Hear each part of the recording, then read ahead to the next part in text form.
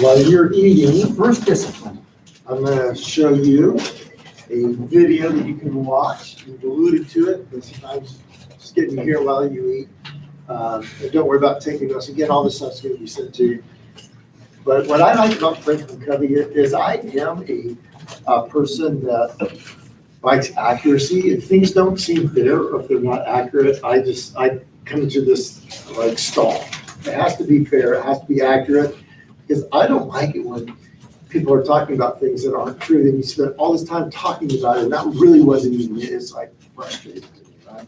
So it seems like it should be fair to say, let's make sure we're accurate about this and we've got a fair process to talk. What I love about Franklin Covey is I've looked at the data, and when they say a data thing, it's accurate. It is just, I mean, we overdo it on our research. And so with that in mind, I'm going to play one of our data guys. The first discipline is to focus on the wildly important. If a team has 2 to 3 goals, in addition to the whirlwind, they can usually get 2 to 3 done. When that same team attempts 4 to 10 goals, how many do you think they're going to get done now? Or fewer, they actually go backwards. This is the law of diminishing return, and it is as real as gravity. You can ignore it, but it won't ignore you. At 11 to 20 goals, you're not likely to accomplish anything in addition to the whirlwind. But 0 doesn't mean that the team isn't getting any results. The whirlwind is still running, right? 0 means the team isn't executing anything new. 0 means that leadership is kind of irrelevant. Now, while this is a simple enough idea, it's very difficult for most teams or organizations to adhere to. Here's why. Imagine those 11 to 20 goals. And ask yourself this. In your experience, are those 11 to 20 goals based on good ideas or bad ideas? They're almost always based on good ideas. And that's the problem. There will always be more good ideas than there is capacity to execute. There are 2 focus traps we want you to be aware of. Number 1, saying yes to all the good ideas we've been talking about. Number 2, turning everything in the world into a goal. You measure a lot of things in the world that are necessary to maintain the operation. But just because you can measure something doesn't mean it needs to be a goal optimization. If we try to optimize every objective, every metric in the world, particularly if they require changing behavior, we never install the organization. It's okay for the whirlwind to occupy 80% of an organization's energy. That's life support. But don't let it take 100%. Give the other 20% the thing that is going to make all the difference, the thing you are going to work towards on. We call this a wildly important goal. So this just reaffirms the reality that if you try to do too much, you really don't do anything. So what we call the whirlwind is that's the everyday activities that are necessary. That's the given, just to make sure the organization's doing what organizations do, right? And so when you want to create a change in a organic system or structure or an organization, then what you have to do is you have to make sure that certain things that are in place, they're running proficiently. You let them run proficiently. That's not the focus. And so the buses have to have gas in them. They have to pick kids up. They have to take kids to school. I mean, it's all the infrastructure has to run, right? But there's something else that's going to make all of that come together to do something new or change behavior or change the outcomes that you're looking for. The now initiative, the relevant thing is what we're thinking of in terms of, okay, leave all the other stuff aside for a moment. What would really make it to where people are connected to this purpose? What is that purpose? What is that initiative? They're very connected. In fact, some of us are actually sacrificing because we believe in it so much. Like, I didn't want to go to school today, but instead of skipping to be with my friends, which is, hey, get much of that, I'm going to school because. So we get the feeling that because. What is that cause that makes me want to go to school? Why do I believe in it? How is it working for me? How's that happening? A lot of times it'll be twofold. One will be there a relational component to it, and the other will be what you're calling the potential component to it. if I do this, my outcomes equal. I have increased that variable that gives me more potential outcomes. But I have to see that, yes, these are outcomes that I can do that create a potential opportunity for me. Usually the way we see that is tied to a relationship. You need your Mrs. Beckman to say, Marty, you are smart, and you're gonna do well, and you're coming after school. And somehow that was compelling them into come after school. I honestly thought, guys, that I was gonna get in trouble and have to sit in the corner and read a book. I honestly, but I still went, because somehow she said, you are smart, I need you to come after, you should come after school. And so it was such a beautiful thing when I walk in and I see Martin Cable standing there, and I was like, oh, wow, wait a minute, this could actually be good. This isn't beautiful, this is good. And so anyway, obviously I had an impact on Martin Cable as well, because he's a very successful veterinarian in Houston, so I had it happen for him. So what we're looking at here now is, okay, so we all have our agendas, we all have our ideas, we're gonna put them down, we're gonna pick up the collaborative one that we've all worked upon and agreed. But in that, we've got to make sure that we add to it student voice. We know what the students believe about it, the parent voice, the key stakeholders. They need to make sure that they've shared their insight into it, so it's as meaningful for them as what it was for you. This was almost like a quick group therapy session, because as you were reading it, you even came up with the conclusion, we're not that far apart. In fact, there's a lot of commonality here that we could be cohesive around, right? That actually happened in this activity. Of course, we planted all the concepts, we were putting the concept to get us there. But when you actually did it, you thought, wow, this is something we can do. And if you can see yourself doing it, you have a chance. The community has to see themselves benefiting from what you say is important. And so that's where we get to make sure that we create the right initiatives. So then the question is, if you've identified your own, what's going to be the better one? And then how would you articulate that to the community? And you'll see communities like apostrophe S is your communities, but sometimes you have communities within your community. That's what I've learned in my life. Sometimes even though you may only have one city, there's more than one community. Have you seen that? And some school districts have that's about a city. Some of them will have a farming community and a urban community. It's interesting, but if you look, what you're trying to do is leverage the different communities to come together to do something. That's part of it. And that's also the value of being on board, because you represent different segments of this community. This is what is pretty exciting for me to get to be here. So, our research is telling us that what most employers are looking for is what they would call ready now leaders, people with the ability to basically problem solve and be collaborative, be able to have meaningful relationships. They use words like rank and file to be able to sort through something quickly and identify what's important, what's not, how to build team. Those are the things that employers are looking for. And a lot of times what we do is we grade our schools on graduation rates, attendance, test score, grade level completion, right? Am I telling the truth? And what's fascinating is that while those things are indicators of how well students are moving through our educational structures, it's not really defining whether or not they're going to be successful, the people who are going to employ them. So we just want to have both of these things in mind. We want the indicators to be moving, helping us understand how to set kids up for success, but you have to think beyond just our current, get them through our structure, get them through our system. Let's get test scores, grade level. That can't be the focus, because that's not compelling. It doesn't make me want to get up and come to school so I can say I graduated on time. Even if that's important, right? But that's not really one of the major motivators. And I did surveys with IBM for 3 years, and 93% of the students, 93% of the students said the number one reason I go to school is to see my friends. And then like 3% would say because I want to be set up for life, to do well with 3%. So we put all this attention on that 3%. We're not tapping into the thing that really works. So can you and your friends create peer pressure, and peer accountability and peer encouragement to want to do well, be successful in life. Hey, I'm gonna be living with you, our kids are gonna do stuff together, let's do this right. So good job, Matt Toon, for being able to put lifts and other things into place. It's pretty exciting. And this is, in Leader One, you'll see that this is part of our framework, is that, we use what's called the 7 Habits of Highly Effective People. And most people have heard of that book, it's national bestseller for 30 years.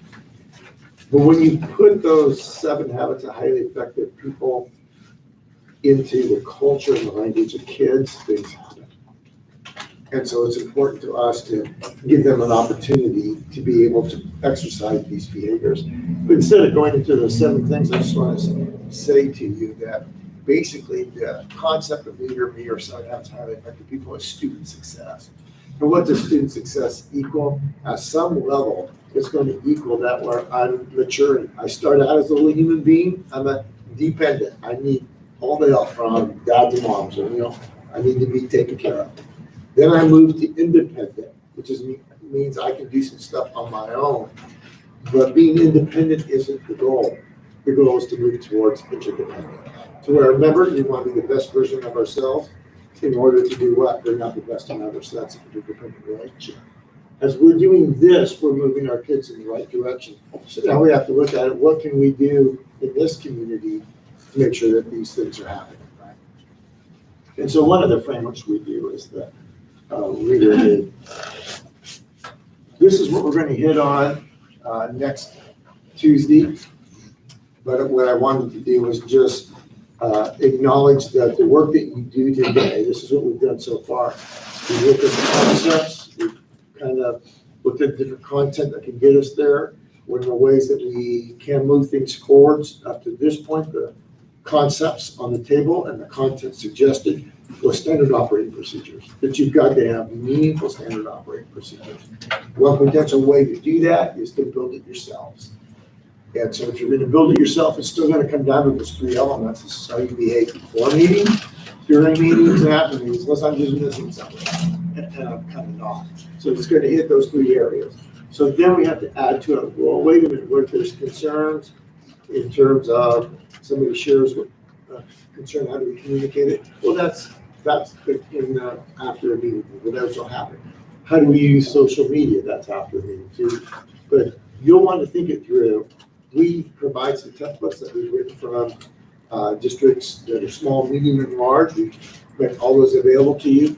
Our suggestion is that you create a subcommittee to do kind of like the grinding work, to flesh all that out. So, okay, here's some things that make sense. And then they do some of the drafting, and they bring it back to the whole, and then you make it amazing for your district here. That's a suggestion that we would have. If you already have ones that you adopted a few years ago, sometimes you just look at those, rework those, see how they fit. But you'll just want to aim at something that the rest of us in this group can say, yes, that's meaningful, that's purposeful. Right? So that's the standard operating procedures, but probably equally as important to that is having a shared vision of student success.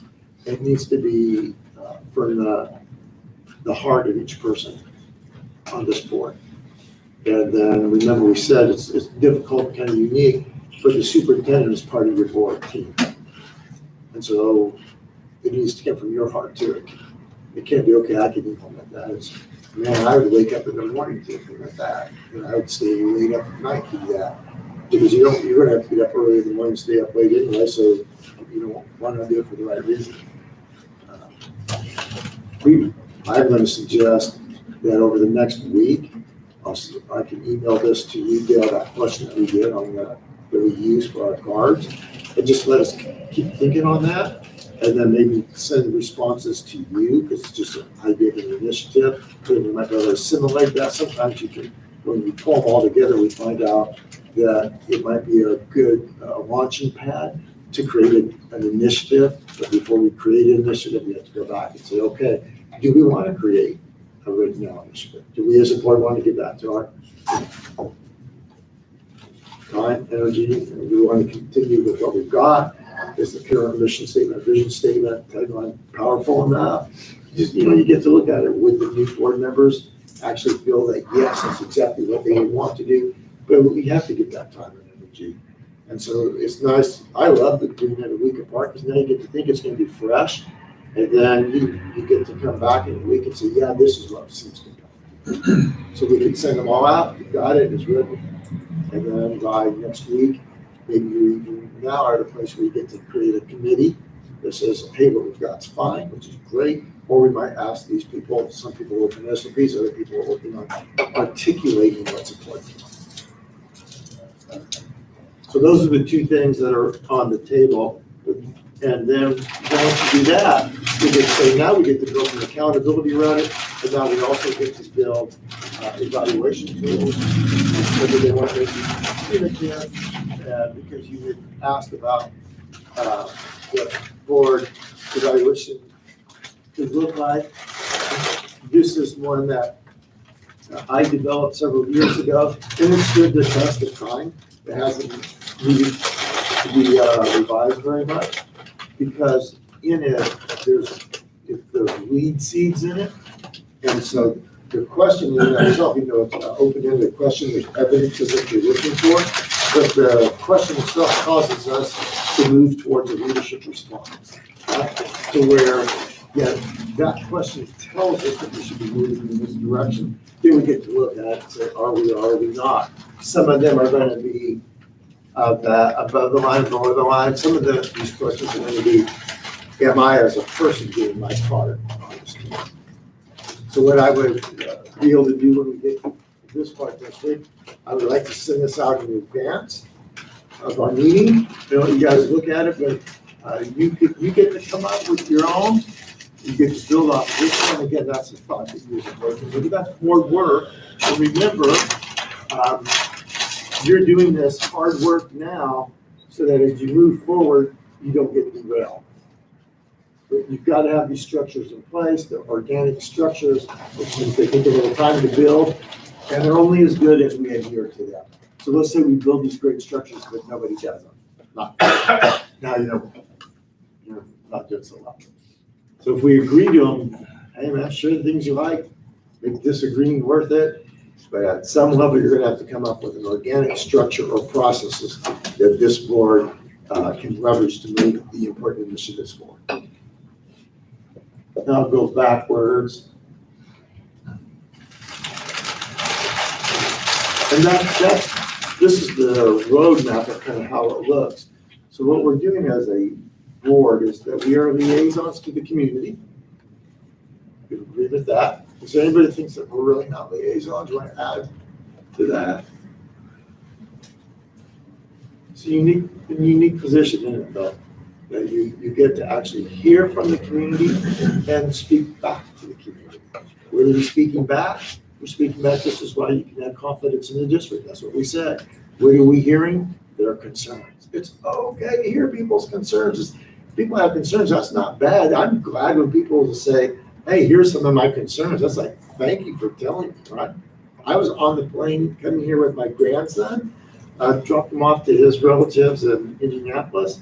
And I'm sitting on the plane and he's doing this little thing. And, Jeremiah, what is it? Jeremiah, what is it? You got something on your face. Well, just tell me I have something on my face. I mean, he's sitting here and looks he's trying to shake it off himself. Hey, little dude, you can, unteachable, correctable, let me know, please. But anyway, somebody's objection is often an invitation to have a conversation. It's not conflict management. It's not in conflict resolution. It's an opportunity, an invitation for a conversation. What I get concerned about when somebody shares something, we see it as an objection, and then we dismiss it. I'm asking as a board, don't be dismissive. I'm also asking you as a board not to derail the rest of the board because you didn't get your way. That's the dynamics that we're talking about. Am I still in the right room? Yes. Because this is hard for me to say this stuff, because this is the hard work. This is the way it really works. I cannot be dismissive and I can't dominate. If I don't get my way, I'm grateful for the fact I'm on a board, and I love to see what I can make the most of the initiative we agreed on. And we build the structure in there. So I'm going to hear their concerns. We give them an opportunity. And in community voice, that means we're building platforms for people to share, different stakeholders, well, business leaders, right? people who are in different levels of expertise and understanding, but we want to make sure that we are hearing the concerns and we're not ignoring them. When the groups that usually speaks to boards are realtors. If your schools would get better, you would increase the housing market. You would. And so chambers of commerce, these are people you can build partnerships with. But don't only hear their concerns, but say, and you know what? We've heard you, as we've heard each of these other people in our community. And we're building it for thank you. That's your mantra. That's what you're really doing. So you get comfortable in saying that. So then you say, and by the way, here's our main initiative and our main focus. And they'll say, well, we want this and this and this. Well, we've heard this and this. This is what we're moving forward for right now. And some of those other things are taken care of in the normal goals and activities of the school district. Right? And so yes, those things are there too. But here's the major initiative, and we have a plan to make sure that this takes root and moves forward. Then you look at it and say, okay, we've got the plans, Mr. Superintendent, in this case. This is what we want. How could this take place, and how long do you think, and what would you need? You need to educate us on what you would need for this to really come into fruition. And then that's where we start working together as a board and being able to say, okay, here's some other avenues, or we're gonna be able to move it forward, but that's creating that for us. So now you have that district and strategic plans, but at some point it has to cascade. It actually has to be meaningful all the way to district admins. It has to be to where the teachers believe in it. And please, dear Lord, whatever we want to say, but please let the students believe in it. Students have to believe that this is meaningful and purposeful and that their voice has been heard, and that if they actually do your stuff, they're going to be able to move, forward in life and be successful. So that's got to land, and that voice has to come from this board. You have to believe it. If they're looking at it and seeing dissension, then why should they believe in it? They can dissent too, right? And so it's called pathfinding and modeling, but you've got to model the path you're trying to build. There's no other way around that. So model it. And that's, again, you might not get your way, it's okay. Find out what you can do to set others up for success and do that. Bless you. Yes. No, bless you. Bless you. Probably need to be blessed anyway. All right, so then what would you, if you built this is where the board work gets really exciting. Because now you build with the district what's called a community dashboard. So I look at a lot of websites. I looked at yours, and it's amazing. Sometimes we have scorecards, we have testimonies, we have different things. This is who we are. This is what we're doing. Understand. But what's really cool is when I can go on a district website and I can say, here's what they're really trying to do. This is it. That's that now initiative. Here's the progress that we're making, and this is what I could do to be a part of that. That's the community dashboard. That's when you literally get into community engagement. And so a lot of times we'll allow people to tell our story. So I'll say, hey, how do you think about the Platoon School District? Well, their test scores, they'll go test scores, or I got treated this way one time. And it's always convoluted because I wasn't picked as the, president of the graduating class, or I should have been the starting quarterback and I wasn't. So there's all this other stuff that clouds it. But what we really want to do is not have other people control your narrative. You want to be able to collaborate together and say, when we do this, we'll do this responsibility. Come join us. And this is how. That's got to be on there. So that's the dashboard, and that's what takes it usually from this level to the next. But a beautiful dashboard won't do it. It's the right initiative. Thoughts?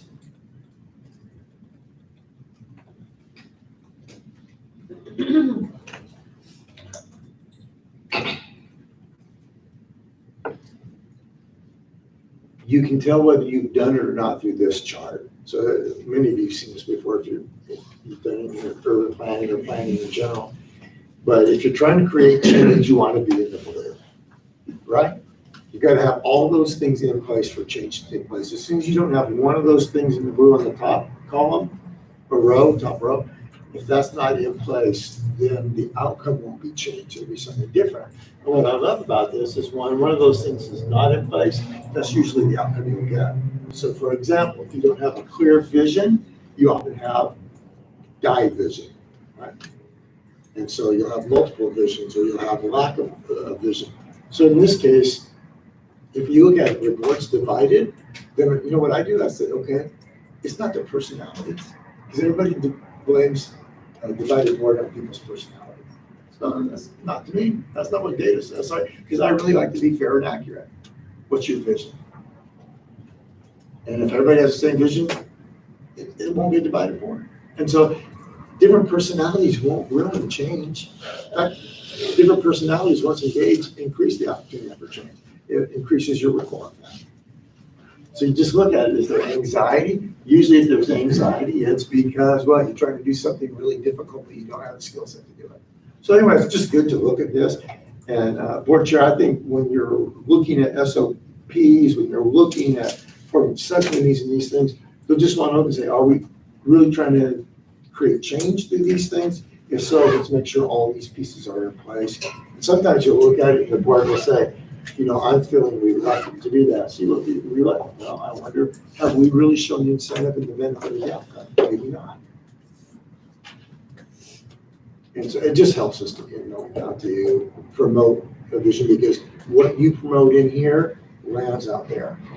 And so you want to do it in such a way that you have momentum versus derailment. Well, that's all I have for you for today, unless you want other information exact from me. But I thought would be helpful, and Dale agreed, is to allow you to now and just to be able to say something to the fact that this is what was helpful and meaningful. This could be a next step for me, and from my vantage point, this would be a good next step. But just giving us feedback on what's been presented so far. And then also, just your, it might have to be necessarily like feedback, but just your feeling on your ability to be a cohesive team. Sometimes feelings are important. So I'm feeling like we're making progress. I feel good about this. But sometimes we just don't want to hear it. I like slide 13C. Sometimes it's nice to say, I'm feeling this way. Is that fair, Dale?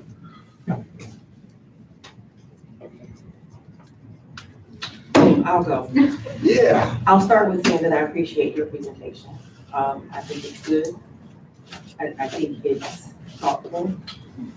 I think that if we were to utilize this and implement this, it would be wonderful for the board, the district, and the community. So we talked about tough conversations. I'm gonna go ahead and start it off, because I won't be here on Tuesday. I'm sorry. No, I have to work, I so, don't understand. and I'm not really sure I'm gonna get this out right, so.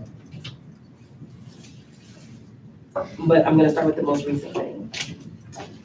I would appreciate it if, when I am trying to say something or ask something, before anyone attempts to explain to me what they think I'm asking, either wait until I finish and or ask me. If I have a particular question about what something means, I will say that. It is frustrating because I work very hard at maintaining the integrity of this board. I ask a lot of questions in private so that I am not embarrassing anybody. I reach out when I need to. And when we talk about the squeaky wheel getting the responses,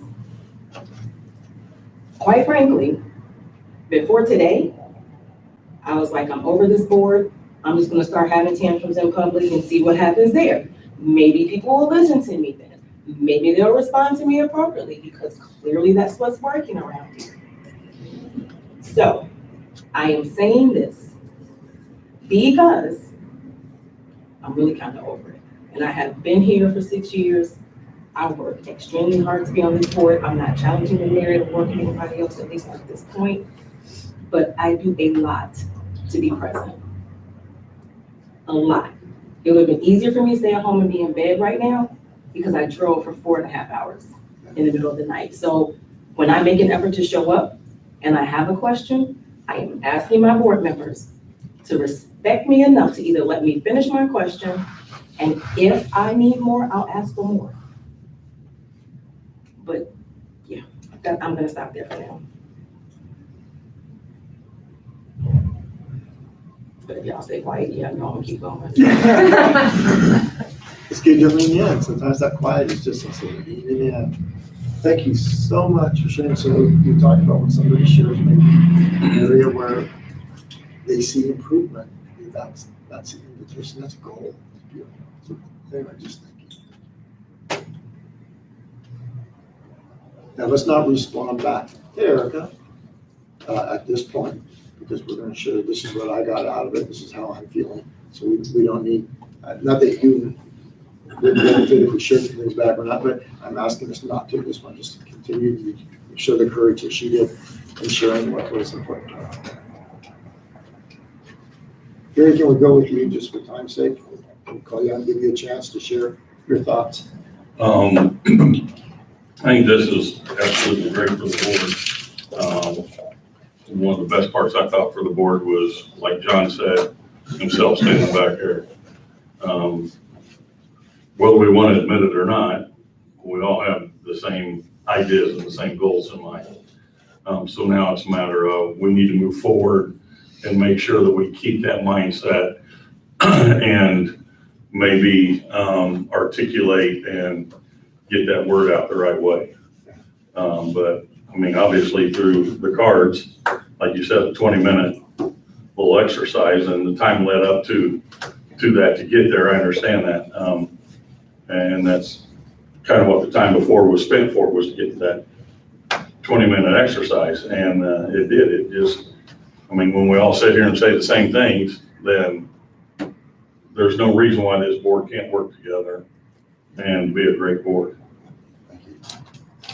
And you guys put down some, not only did you put down some agendas, but you put down some past experiences. I can tell that. Nobody said all these things, but you put down some past experiences. That's powerful. So in counseling, I'm sorry, I can't remember, somebody mentioned counseling before, but there's a thing that says your present is only as good as your past is dealt with. Your present is only as good as your past is dealt with. And your future is only as good as your present is consistent. And so when you put some stuff down, that's a beautiful thing. And you put it out there and you know this will be dealt with. Yeah, I love hearing that insights, and I felt like people were sharing from the heart. Well, and everything's a new experience for me. Yeah. But just being in the room with, I mean, I know some of the district people because I worked in the district for years until 20, I mean, they weren't in these positions back whenever I was here, but I haven't worked with anybody else that's on this board. So I like coming into a room and kind of going, okay, I hear your voice. I get to know a little bit about what your thoughts and your feelings and your ideas. And I think it's very good for your building. Awesome.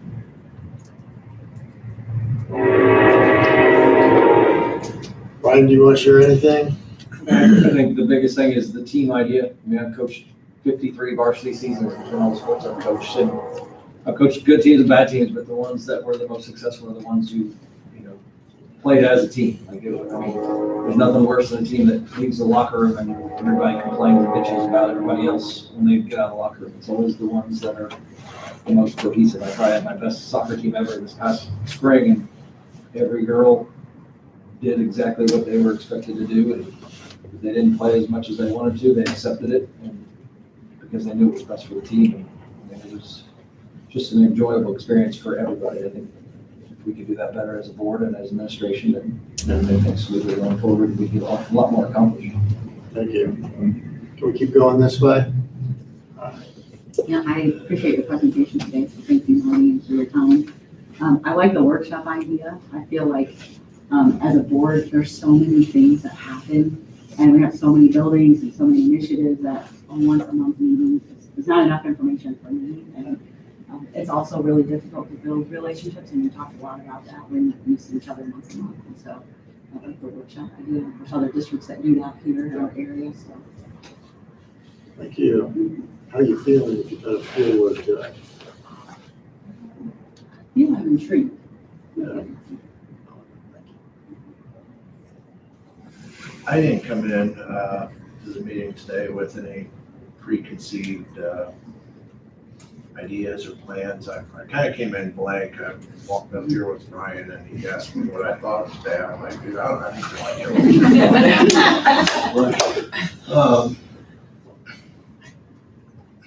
Like he said as well, you know, a great team, doesn't matter where you came from, it's, can you work together?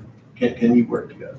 When I'm going into a situation where there's an unknown situation and the officer that's with me, him and I may completely disagree on whatever, but when we go into that room, we gotta work as a cohesive unit. And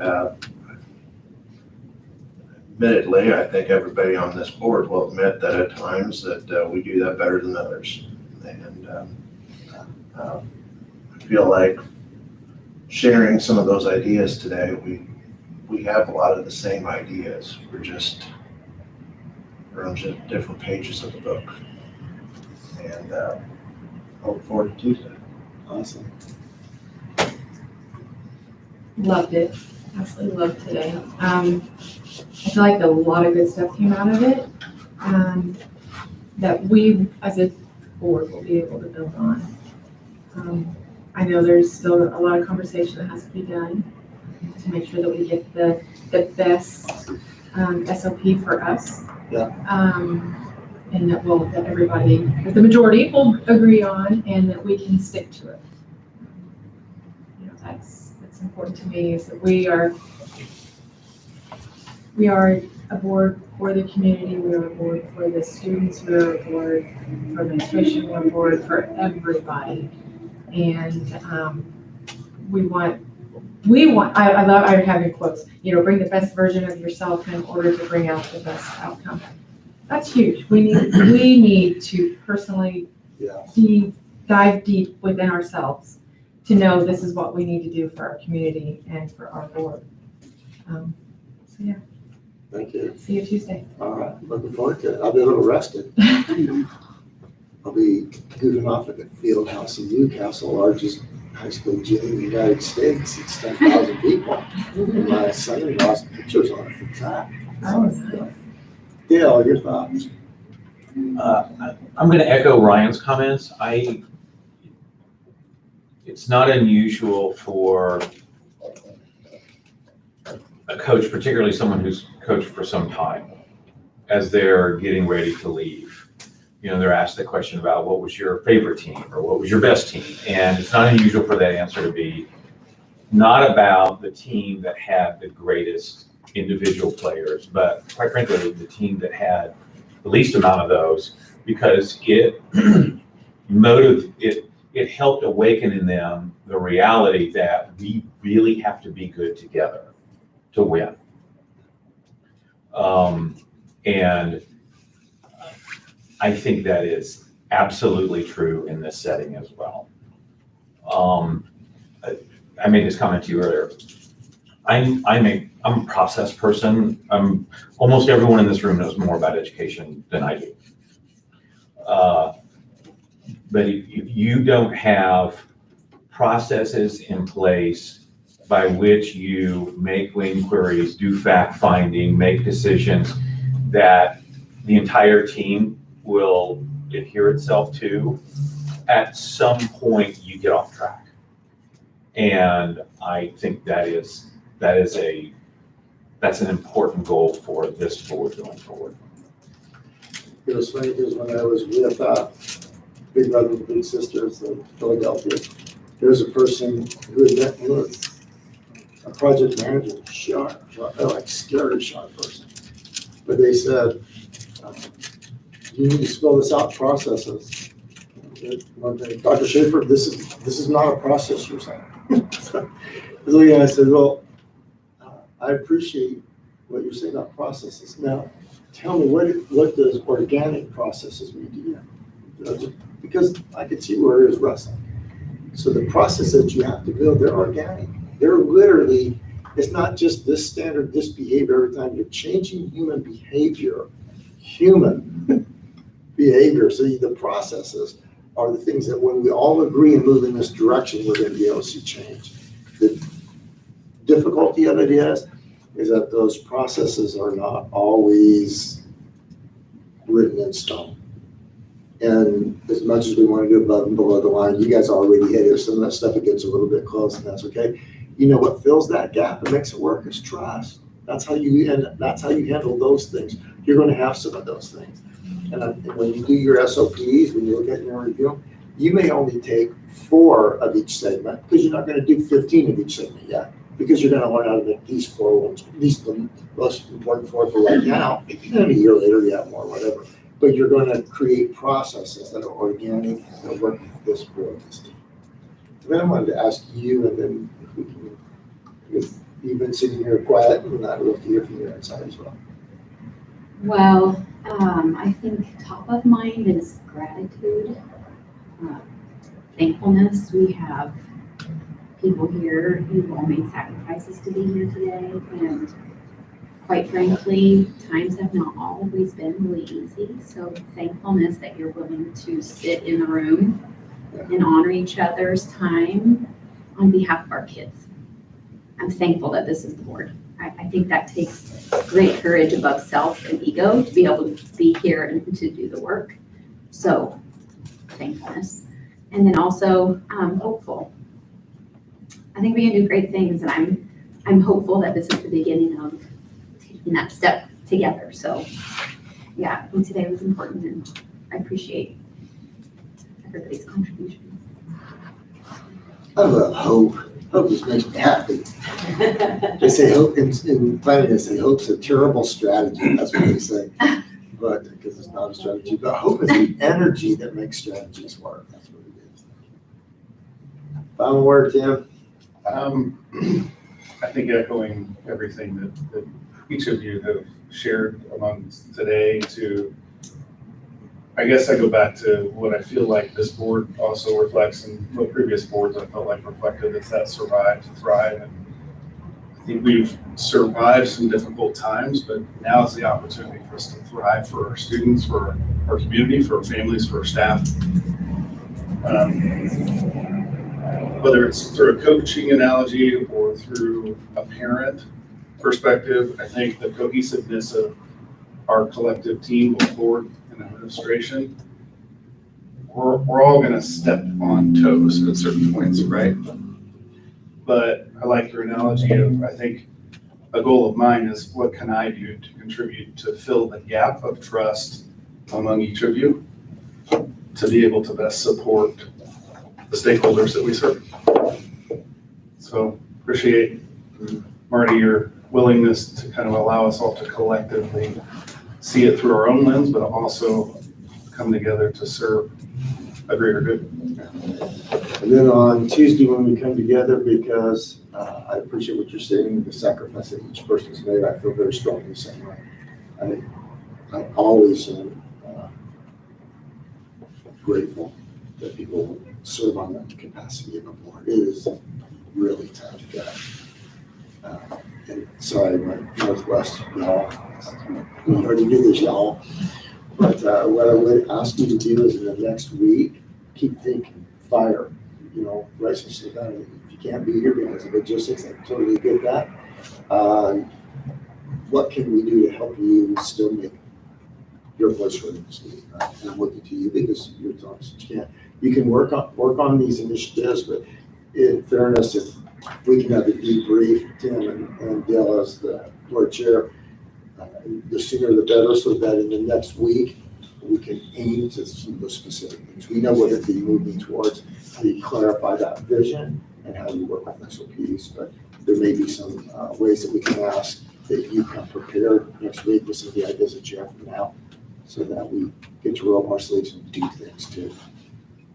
All right. Well, thank you very much. Hats off to each of you guys. I'm going to take these and then we cut them. are we about to wrap up and go home? Can I ask a question? And this is a question for everybody. We are not really addressing the issues, and we never do. I cannot trust the board that cannot have a real conversation. And what has happened in the past is when I'm not present, then other things are said. And everybody in here knows that we have some issues that we need to address. So what happens is either I get to be the bad guy to bring it up, or I just decide I'm not gonna do it anymore. Nobody's gonna say that. All right, I'm good. Let's lean into that for just one moment, because we haven't officially closed the meeting, so we called it to order. So we're still in the meeting. Correct. It's getting to you to close. So what we have shared at this point is for us to be able to be cohesive, we've got to be able to create space to be able to have hard conversations. So I'm hearing one of our board team members say that they're not sure that space is really valuable for them. I am echoing what I've heard. If I haven't said it well, I'm mad. I'm always appreciative to say it better. So then the question becomes, in our SOPs and moving forward, remember our president is only as good as our past is dealt with, and our future is only as good as our president is consistent. So as we do our SOPs, we have to look at it and say, have we created margin and space to be able to have hard conversations? And I think that when I was talking about the workshops, to me, it was just a mechanical thing. Does it make sense? I could see it really landed for you that, no, this is a real thing that gives us the opportunity to have more space to learn and to maybe have some of those conversations. So these are things that we might want to consider in the next week as we're building the opportunity of SOPs. We might want to incorporate this idea workshop so that we have enough margin to be able to pause and hear and move on with depth of character versus surface level. That's just a thought that I would have. In my closing remarks to you as a board. And again, it's hard to do this now. So that's at least a chance that you've built it into the structure so that the way you can. So you don't have to vote. The things that might be important to one of you isn't something that needs to be voted on at all. It's just that conversation that you need to have collectively so that we don't have it in a way that creates segments. So that would be my thoughts. And I don't know if that brings value to you or not, but that would be a suggestion. I think the value that I need comes from our board members, and no one is saying anything right now. So I am saying that we have had issues on this board. We've had them for over 2 years, and they continue to grow, and everyone knows it. If we can't talk about it now, and if the conversation only happens when I'm not present, I'm going to be very honest, that is going to make me angry. I'm going to be livid. And it is going to leave me with the result of doing what other people have done, and that is having the conversation at the most inopportune time in the most inopportune spaces. So either we are going to be a real board and have a real conversation, or we're going to keep doing surface stuff. And we're going to keep having conversations outside of each other. That is not beneficial. And I don't agree with everything that we do on this board, but I have been very respectful, even in my disagreement. So it is unsavory to keep going this way, because none of this is going to work. I will tell you, if we are going to walk out of here today and not talk about what's happening, that is not building trust. It's hard to build trust. It's hard to build trust whenever there are things out on social media from a board member that does hurt administration. And it's hard to trust somebody. And so, yeah, Eric is right. It's going to be hard. If we don't address it now, now's the time. So Heidi, it really upsets me that you totally bashed Christy on it. I know you said it wasn't personal. I took it personal. I took it very personal. You had the opportunity. You did have opportunity to answer those questions, but then you have to make it to be, well, the public's asking these questions. The public's asking these questions. We get that. You had the answers, but you had to go on social media 3 times, 3 videos, to totally bash Christy and what she was going to do at Franklin County. No reason for that. That makes this board look awful. You are part of a team. We have to work together. You didn't let us know you were going to put those videos on, but then you had the audacity to get after Dale because he didn't let us know that he sent out a letter to the staff. What's the difference? What's the difference between you doing that and him doing that? Nothing. Dale, you're wrong. You should have shared with us that letter. I should. You should have let us know you're going to put these on there. That way we would be prepared. We had no idea you were doing it. But then we have the community coming to us, asking us questions about the health of the board. It's just, you don't put down your leaders. You don't put down I don't know, I think of me and Sarah Bush and when I look at Sarah Bush and I think, they tell us, watch your social media. People get fired for their social media posts. But you were discerning to Christy and what's going on. Whenever you could have went to them individually and talked to them face to face. And then you could have reported to your constituents what was said. It's one of the tools that we use today, and there's a point where we're not sure of the connection, or one side is connection, the other side is contention. The conversations we have are either going to move towards contention, or hopefully they move towards increasing connection.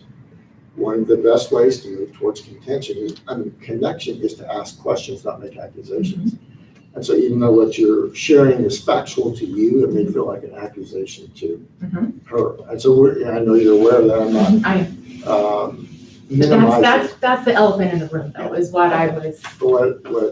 When we have elephants in the room, then one of the ways that we can consider in moving that forward as a team is to ask the question in terms of, if I'm stating the same thing, and I don't know any of the issues, would you help me understand why I saw these things? And so it takes on that way. And then you have more to unpack. Then you have to wonder, do I really believe what they're saying, right? Because sometimes we don't know our own motivations. So now I have to add extra time for that as well, to allow them to share not only why they did it, but what was motivating them to. And then we get to, as a team, give feedback. So that we haven't made 17 different ideas, put those into motion without giving feedback to the response of your elephant in the room. So you just sit there and say, okay, here's an elephant. And then maybe that's the elephant. Because it's fun for me to be the outsider because I don't know all this stuff, right? And I'm so thankful you guys didn't tell me all this stuff, right? So that helps me to actually come in and just be present to this moment. I don't know if what you're talking about is the same thing that Erica said. I have no idea if those were even the two things, which is kind of neat. So that forces me to have to ask questions. So we just ask some questions, and we would say, Heidi, help us understand why it is you did this, and then we look at it in terms of, and how's that impact not just in Christie, because you can't speak for Christie, even though we want to, right? But how's that going to impact what our real thing is, which is what? Increasing the community's confidence in this district. How does that impact that? Those are fair questions. And it gives me a chance to say, well, you know what? I hadn't really thought of that way. Or I was actually trying to do this. And now it takes time to give us an opportunity to have those conversations. On behalf of the elephant in the room, what I did like, and I didn't know that it was going to fit, is that Heidi, make sure I was getting your name right, suggested that we have workshops so that there's more time. That's a good thing. So now, instead of sending things out from what I think, I can ask questions in that scenario so that I don't just send stuff out. And I'm not sharing anything except how to build organic structures to be able to process. Because if we can't handle how we share our concerns with each other, there's a whole bunch of, how many people live in that then? Yeah, so that's a lot. And that's the point for me. Part of it I don't understand is because the constituent thing to me means nothing, because I got people I know. I don't know a lot of Cheryl's friends. I don't know if I know any of them. People she knows different. Heidi knows different. John knows different. And John and I worked together for years on stuff. So that the constituent part doesn't make sense to me, because to me, that's not who I'm not working for. The people I know, I'm working for everybody in this community. I'll be honest with you, for the way things have been, me for the most part, this election, our last election, I've got 16 years on the board, so I've been through a few of them. This last election, I've never seen anything like it. I've never seen where I've had a group come to a board meeting, whether they was invited or not, and I'm not gonna get into if they were invited, who invited them, or an individual who then turned out and made false accusations, and made the point that attorneys had to get involved to defend that, and cost at least $2,000 so far for me to continue in an election. I mean, there's just some things that have happened that I would have never dreamed that would have been part of this board, and don't understand. But I mean, you know, we've got to be a team. We can't be an individual and try to make things work, because it never will. It never will. Yet, we have to hear each. We have to hear each, and we have to move to every. What we have to do also is trust that when we're allowing each to speak, that they're not going to weaponize what we share. And I kind of heard a little bit of that in it. And that is one of the greatest violations of all trust, is that I was actually willing to be open and honest, share the concern. Now, if you turn around and you see that being used against you or your board or your community, that makes it that much harder to come at trust again. So that's why we really do have to be careful on the way that we utilize social media, the world's number one elephant and monster, against creating an accurate and fair assessment of who our board is and where we're going. And I don't know a lot of the background and things, but Ashley, when you said, I did see the videos, and when you said that she was attacking Christie, I did not see that at all. I mean, I don't think it was an attack. I think it was, when we went into executive session, I think it was a lot of the same questions that were kind of coming up, and, you know, clarification, I guess. And I think that in the community, there were questions about, well, let's clarify this. Okay, what is actually happening? So, I mean, again, I didn't see it as a slam to administration or anything like that. So, and that was just my perception. Yeah, and that's fine. That's the way you perceived it. And that's fine, but it should have never been on social media. Here's an SOP concern that I now have, is that anything that's discussed in executive session has to remain confidential, or you violate the law. And so you don't get to go out and put a spin on anything or share in executive session unless you want to break state codes, right? And so if it's about a matter of personnel, it's a matter about the selling of property or a legal matter, you are required not to say that. And there's reason for it, because it's unfair, right? Because nobody's going to know the whole story, or somebody's going to go run and buy that real estate that you're talking. I wonder if we should sell this. Everybody's, you can't. There's reason for these laws. There's reasons for executive session. So you know that's part of our board governance training. We need to be very careful, folks. If something is an executive session, you don't broadcast. You just your mom. That's why you got on a board. Right? So, I'm sorry. Yeah. Because in an effort to be fair to Heidi, I am going to phrase what I intended as a question. Help me understand from your position why it would be appropriate for a board member who acts as the governing body to isolate one hiring decision and then run with it over and over again when we have a consistent amount of hiring decisions and personnel decisions that we make.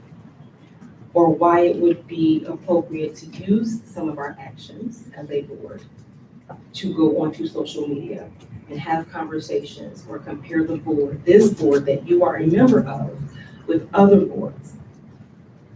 And have those discussions with everyone else except for your board. It's a good question. Can you answer it? So I think one thing, Marty, that I super appreciate that 2 years ago we had something similar. And Dr. Perry from Illinois State Board was here, and Ryan, you weren't part of this, Cheryl, you weren't part of this. But for, I don't know, hour 15, hour 20 minutes, everyone got to go around the table and say pretty hurtful things about me. And he allowed it, and we paid it as a professional trainer. And it was disheartening. I could not believe the things that peers had said. I was on the board 3 months, I think, at that point. And Erica, you were one person that had really hurtful things to say, and then you had to leave early. So I didn't Actually, get. that's not true. You had a The very migraine. first day you left early, and here's the thing, I tried to give you consideration right now, just ask you a I'm question. gonna answer it. So I'm gonna answer my it. feelings then are my feelings now, I so we can move understand. past that. I'm just giving context As to why you a made, really a hurtful beginning of being on the school board. And there was no remediation, there was nothing that happened other than just judgments and statements. And so when you have hurtful trust in relationships from the beginning, and you don't have any opportunities to really build relationships, or it's difficult, right? That becomes a challenge. And I think my perspective in the community is a little different than maybe some of yours, I don't know. I have a lot of relationships with a lot of families. I've been involved in the district outside of being employed, and so I think that's created some conversations. And so that being said, we had an executive session, and there was probably 30 people that were there. The executive session happened, 30 people came back in, and there was zero information shared to the public about what we were voting on, why we were voting, what the context of it was. And I literally get in my car and I'm like, what is going on? How could somebody be resigning? And Christy, with no surprise, is the most prominent person in our district. Everybody knows her. She is incredibly respected. And they wanted to know, like, what was the executive session? How could she be hiring for a new position? She's left. And so I felt horrible as a person not saying and I was confused. I didn't feel supported in the executive session. I didn't feel heard in the executive session. So when I came out, and the process to me is a little bit different, that everyone goes around and you do your vote, and before your vote, you can explain the context of what you're voting.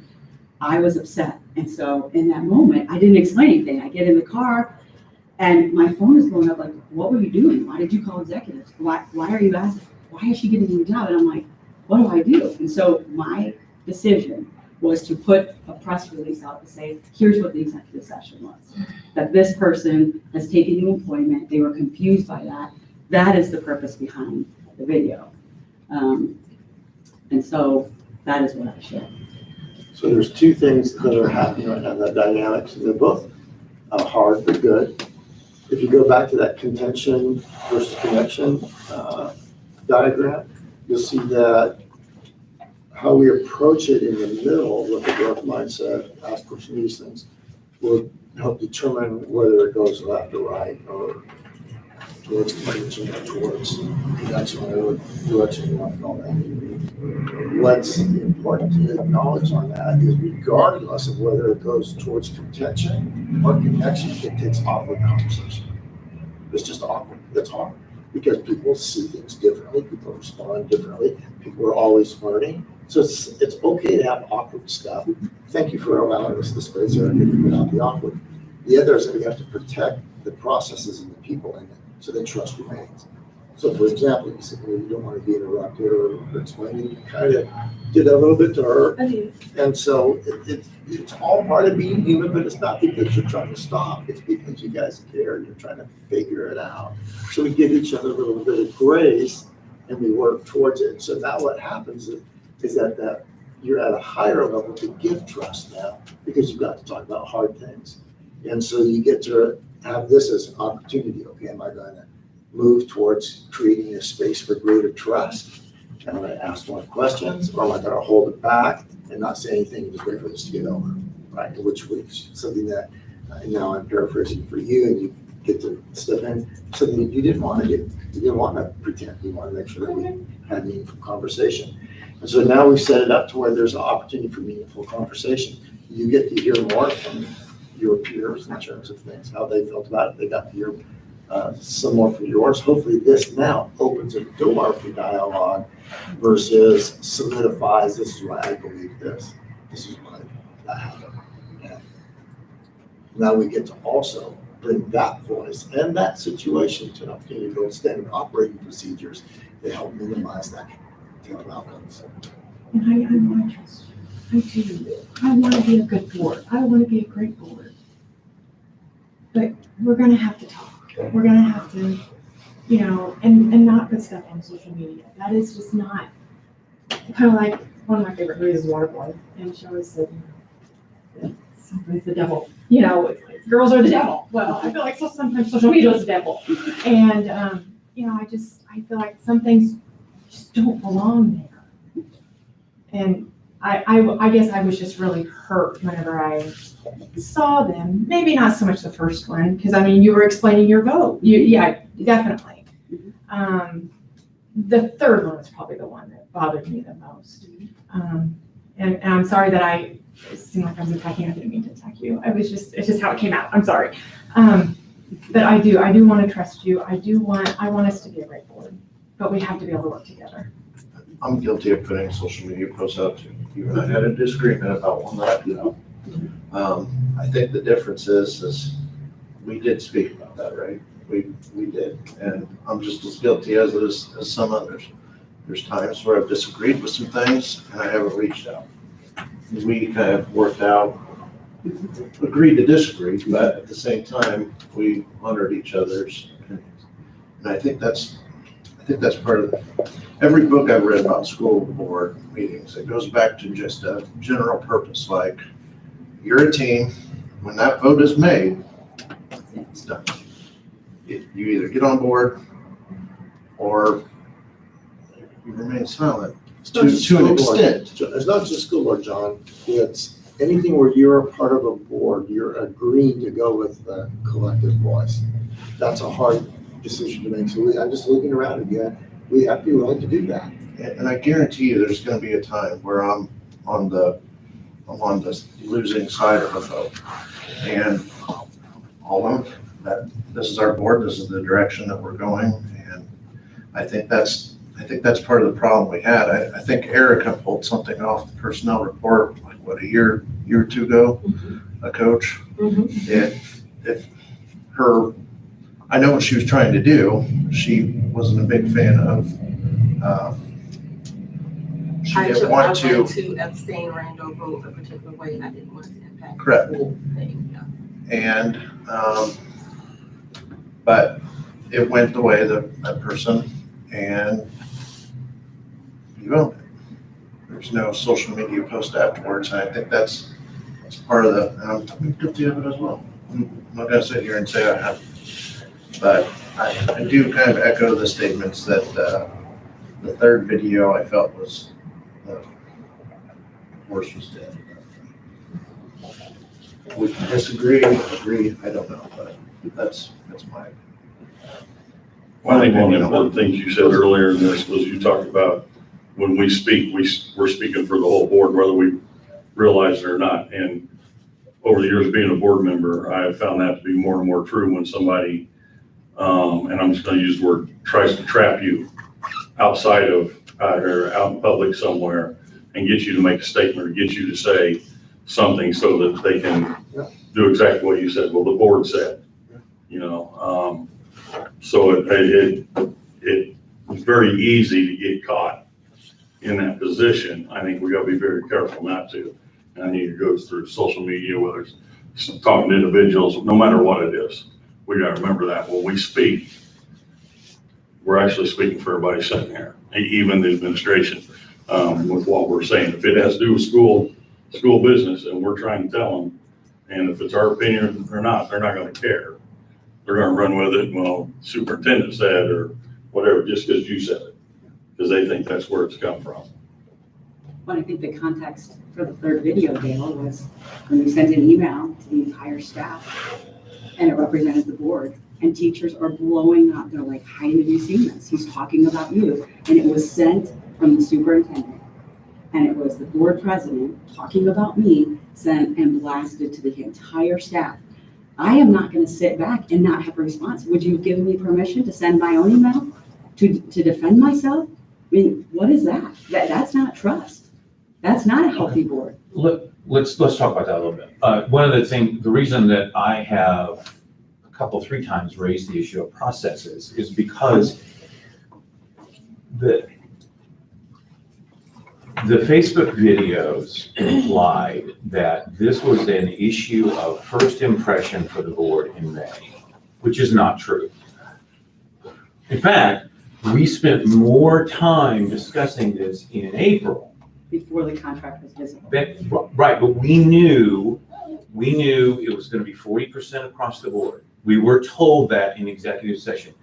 There was, when I got the contract. Be careful what you talk about with executive session, my friends.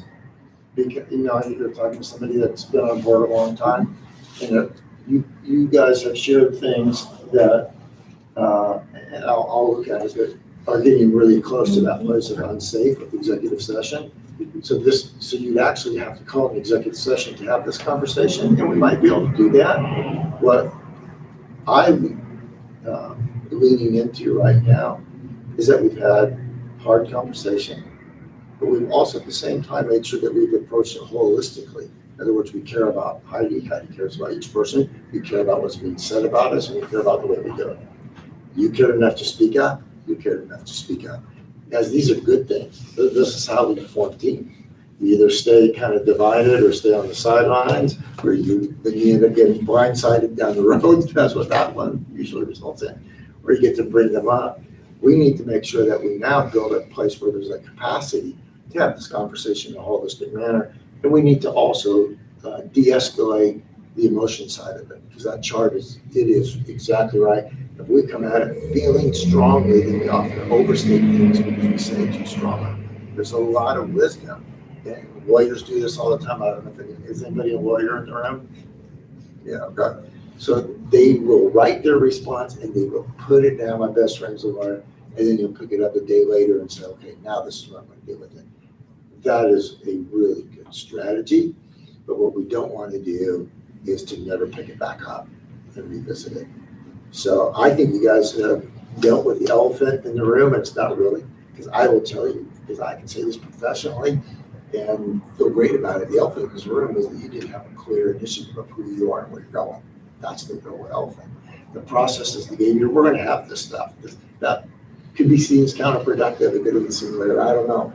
That it needs to be dealt with. And you're absolutely right. You have to have SOPs to deal with it. But the real elephant in the room is there a clear direction of who you are and where you're going so that we know how to align to that. That's the important work. Also, in the meantime, we get to be a cohesive team around that. And so that's just, I don't want to ignore this, but I feel like you're going to need time. I'm going to step out, you guys. It's your meeting. You get to do what you want with it. Please be very careful about anything that was shared in executive session. That's a warning from somebody that's been there a long time. And the other piece is, if our emotions are still high, you've done a good job today. You've brought them out, you took a risk, you put it in a safe space, you shared the pros and the cons, and now you're asking some questions. We're moving in the right direction. Thank you for your time. Yeah, I'm delighted. I get to work with you guys again on Tuesday, and I'm delighted because I've seen one of the coolest CP people. There's only one that's about this good. You guys are doing some right stuff, hold your ground, and keep moving forward. So thank you. And I'm going to let you close without zooming. And John, I'm going to do my best to adhere to all those. Hey, Marty, you want your first? Marty, I apologize, and to the rest of the board, I will not be here next Tuesday. My wife had surgery, and I've got to have her back up to Carl next Tuesday, so I will not make it for that day. Well, we'll have a debriefing and set up things to where we can still contribute, even though we're not going to do that. Good? Thank you, Marty. Thank Hey, you. can we finish this conversation? I really don't feel comfortable doing that. I like that he's navigating. I like that it makes me feel very uncomfortable based on my previous experiences, to be completely honest. We need to build that. Hey, I understand. I want to echo a little bit just from again, superintendent who's trying to give guidance to a board for our district, for the safeguards of our district. This is not on the agenda now that what has been discussed, and this is a public meeting. So I would just encourage us to follow that process, and we can, my hope is we can find an avenue to continue this conversation in an appropriate process manner. I'll give you to the next executive session, I would just want to go. I'll entertain a motion to adjourn. Motion. Second. Larson, Yes. Overton, Yes. Weaver, Yes. Hedges, Yes. Kepley, Yes. Armstrong, Yes. and Ryder. Yes.